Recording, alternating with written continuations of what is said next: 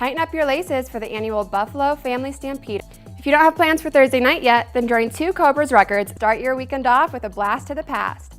Head over to Fisk Planetarium for a laser light show. This week after Thanksgiving has been tough getting back into the swing of things, especially when it comes to working out after eating that big holiday meal. In the land down under, their most popular spread as well, spreading.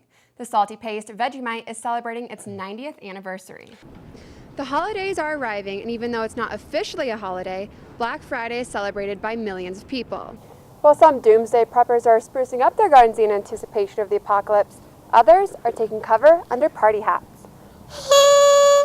Two movie icons are set to combine forces and battle the dark side.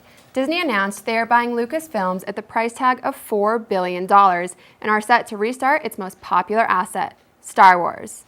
Star Wars Episode 7 will be released in 2015. The story will likely to be a continuation of Luke Skywalker and Han Solo's epic journey in a galaxy far, far away. George Lucas will keep Skywalker Ranch and use some of his money for education philanthropy. Well, there may be one thing about the election that everyone can agree on: it needs to be over. Even a 4-year-old Fort Collins girl was reduced to tears over her exposure to the 2012 campaign. The girl was filmed by her mother after hearing an NPR story on the presidential candidates. I'm tired of Barack Obama and Mitt Romney. That's why you're crying? Oh, it'll be over soon, Abby. No surprise, the video has gone viral. Coming up after the break, we check out what is taking over people's yards. And finally, the demise of the Pearl Street favorite. Booger, the dog that was part of a popular dog-cat-rat trio, has died earlier this week. Booger was adopted by Greg Pike as a puppy. Pike says he started the act on a whim, but that it always made people smile. You could often see them in Boulder on the west end of Pearl Street.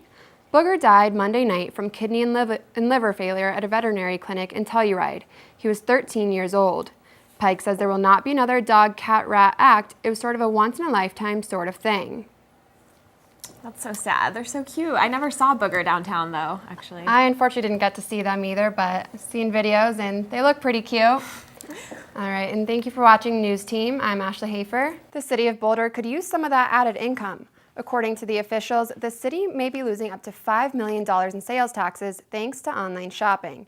News Team's Katie LaSalle has the story. Mitt Romney is stepping back into the spotlight 3 weeks after his loss to President Obama. Perhaps some much-needed bipartisanship will be served when the former political rivals sit down for the lunch at the White House today. Press Secretary Jay Carney says the president wants to discuss Romney's ideas for cutting government waste. Today's sit-down will likely be their most extensive private meeting ever. The two will meet in the White House dining room. No press is expected. Coming up, we'll show you some ways to stay calm and relaxed as you cram everything in before Christmas break. How'd that feel, Derek? Felt excellent. You relaxed? Yes. That 10 seconds, that's all I needed. All right. Well, thank you so much for being here with us, Catherine. Chelsea, back to you at the desk. We've seen it in movies.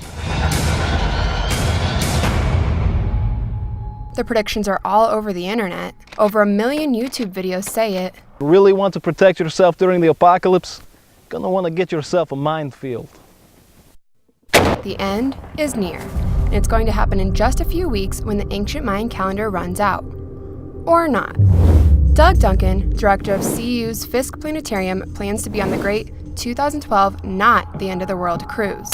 We're going to have a costume party, a giant party on December 20th, just in case I'm wrong about the world ending, and everyone is invited to dress up as an alien, come in any costume. A new Ipsos Global Public Affairs poll says that 10% of people worldwide believe that the world will end when the Mayan calendar ends on December 21st, 2012.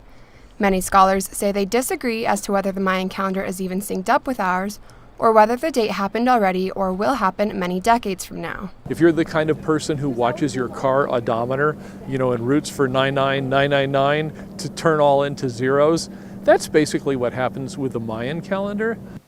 Boulder resident Rachel Leonard doesn't want to take chances. She's packed her bags for Mexico. I'm going to Tulum, Mexico because I want to visit the Mayan ruins and see how their culture celebrates this message of hope with the end of the calendar. How the world will end is still up in the air. Literally. The Dark Rift, an astronomical event where the Sun and Earth will line up with a massive black hole at the center of the galaxy, is tied to the end of the Mayan calendar. The huge gravitational forces of the black hole are expected to tear Earth apart. So that happens every single year, and nobody dies, and the Earth doesn't do anything weird, so I can confidently say that nothing will happen due to the alignment. There are other scenarios for doomsday: economic collapse, natural disasters, meteor strikes, even a zombie apocalypse. CU student James Strider says he doesn't believe in the zombie idea, but possibly a more realistic ending. With all the hurricanes and natural disasters happening lately, I think that it is possible. The hype has even made it into primetime, with TV series following people devoted to surviving doomsday. But not everyone is prepared to stick it out. If something like that did happen, I don't think I'd want to try to survive it because it's going to be a huge struggle, and in the end you're going to die anyway. While some doomsday preppers are sprucing up their gardens in anticipation of the apocalypse, others are taking cover under party hats. According to International Business Times, Mexico is expecting millions of curious tourists throughout the region, but they are focusing on embracing a new beginning rather than the end of the world.